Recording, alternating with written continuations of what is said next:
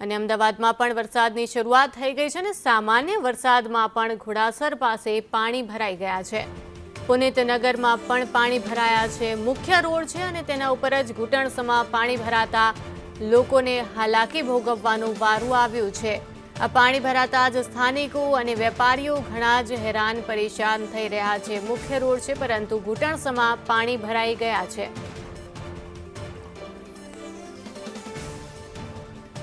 પાણી ભરાતા જ સ્થાનિકો અને વેપારીઓને હવે હેરાન થવાનું વારું આવ્યું છે। ગઈકાલથી અમદાવાદમાં વરસાદની શરૂઆત થઈ છે ને સામાન્ય વરસાદ વરસી રહ્યો છે છતાં પણ પાણી ભરાયા છે।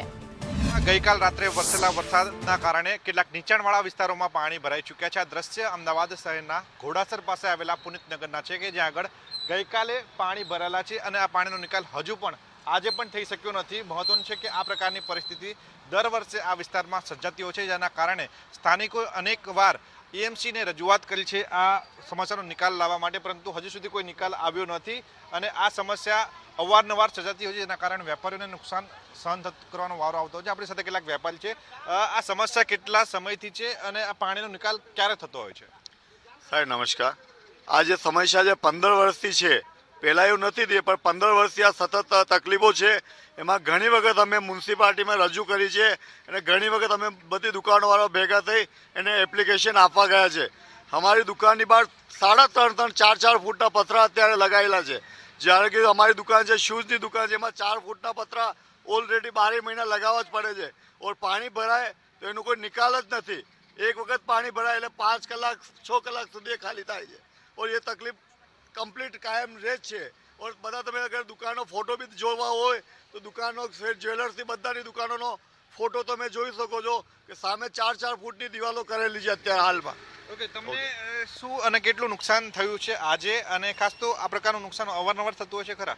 મારા પાર્લરમાં 3-4 ફ્રીજો શોર્ટ થઈ જાય છે અને અહીંયા તો ફોર વ્હીલરો અને બાઇકોનું કંઈ કામ નથી। પાણીમાં તરવા માટે છે ફોર વ્હીલર અને સતત 15 વર્ષથી સાહેબ આ ભાઈએ કીધું કે 15 વર્ષથી એ તકલીફ છે।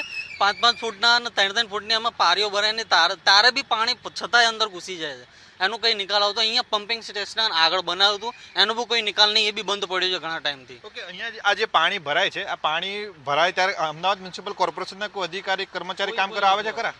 કોઈ નથી આવતું। એ તો જ્યારે એમને ઉપરથી પ્રેશર હોય ખાલી ફોટા પાડીને જતું રહે કે અમે કામ કર્યું છે બસ। આજે સવારે બી આવ્યા ને કાલ આજે બી આવ્યા હતા, ફોટા પાડીને પોતાનું ગટરનું ઢાંકણું ખોલીને બંધ કરીને જતા રહ્યા, બીજું કંઈ વધારે કામ કરતા નથી। આ પાણી ગઈકાલ રાતનું ભરાયેલું છે? ગઈકાલ રાતનું બી ભરાયું, સવારે ઉતરી ગયું, પછી આજે સવારથી પાણી ભરાયેલું, અત્યારે તો ઓછું થઈ ગયું, બાકી તો આટલું કમર સુધી પાણી હોય છે અહીંયા। ઓકે, શું ઈચ્છો છો, શું થવું જોઈએ? અહીંયા કંઈક નિકાલ થાય એવું કરો ભાઈ। ધંધાવાળા અમે તો અમારે અહીંયા રોજે બેસવાનું છે, અહીંયા 5-5 ફૂટની પારીઓ લઈને બેસી તો ભાઈ ધંધો કઈ રીતના કરીશું? પાણી આટલું ભરાશે તો અમે એમ જ કહીએ છીએ કે અહીંયા કંઈક નિકાલ આવી જાય એક વસ્તુ પાણીનું બસ।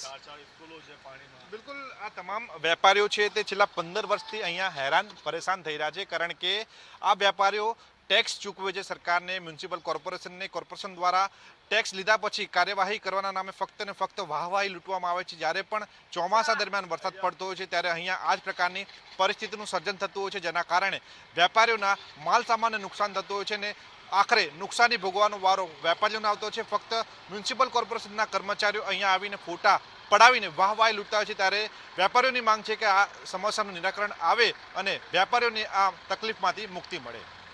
કેમેરા પર્સન મેહુલ પટેલ સાથે પ્રતીક જાદવ, સંદેશ ન્યૂઝ, અમદાવાદ।